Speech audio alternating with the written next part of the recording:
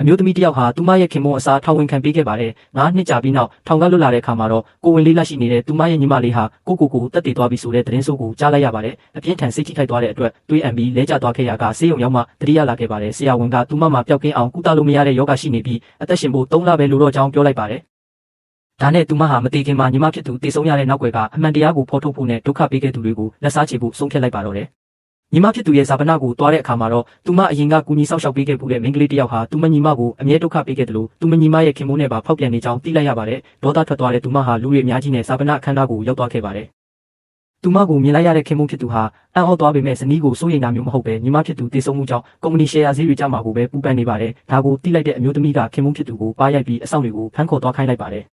အဲ့ဒီအချိန်မှာပဲအဆိုပါဖောက်ပြန်တဲ့မိန်းကလေးကမောက်မာနဲ့ရောက်လာပြီးညီမဖြစ်သူရဲ့ဓာတ်ပုံကိုရိုက်ခွဲပစ်လိုက်ပါတယ်။အမျိုးသမီးကအဲ့ဒီမိန်းကလေးကိုလည်းပပြန်ရိုက်ပြီးဓာတ်ပုံကိုတေချာပြန်တင်ပေးခဲ့ပါတယ်။ဒါအပြင်အဲ့ဒီမိန်းကလေးဟာသူမညီမရဲ့ဝတ်စုံကိုဝတ်ထားတာမြင်တဲ့အခါမှာတော့လူပုံအလဲမှာအင်ဂျီကိုအတင်းချုပ်ခိုင်းပြီးညီမရဲ့အဆောင်လက်ဖွဲ့ကိုပါပြန်သိမ်းယူလိုက်ပါတယ်။ညီမဖြစ်သူရဲ့ခင်မုန်းကပြေးလာပြီးငိုပြတဲ့အခါမှာလည်းသူမကပါရိုက်ပြီးညီမရဲ့ပိုင်ဆိုင်မှုတွေကိုပြန်သိမ်းလိုက်ပါတယ်။သူမညီမစီကယူထားတဲ့အကျွေးမှန်သမျှကိုအတုံးနဲ့တကွပြန်ဆက်ရမယ်လို့ကြေညာလိုက်ပါတယ်။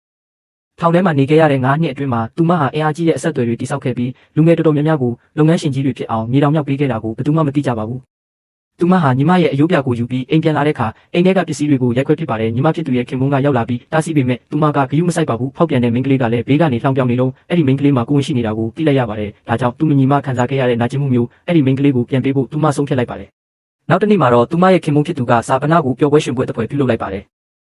အကြောင်းရင်းကတော့အချမ်းသာဆုံးပုဂ္ဂိုလ်ကြီးတယောက်လာမှမို့လို့ပါအမျိုးသမီးကအဲ့ဒီပွဲကိုရောက်သွားပြီးအရေးကြီးဆုံးနေရာမှာဝင်ထိုင်လိုက်တဲ့အခါခင်မုန်းဖြစ်သူကဒေါသထွက်ပြီးလူပုံလဲမှာသူမကိုပါရိုက်လိုက်ပါတယ်သူမကလည်းဒေါသထွက်ပြီးဝိုင်းပလင်းနဲ့ပြန်ထူဖို့လုပ်တဲ့အခါမှာတော့ခင်မုန်းကလူတွေကိုဝိုင်းဖန်ခိုင်းပြီးသူမကိုအပြင်ကိုဆွဲထုတ်ခိုင်းလိုက်ပါတယ်အဲ့ဒီလိုအတိဒုက္ခရောက်နေတဲ့အချိန်မှာပဲသူမရဲ့ပီလီယံနာမောင်လေးရောက်လာပြီးသူမကိုကယ်တင်လိုက်ပါတော့တယ်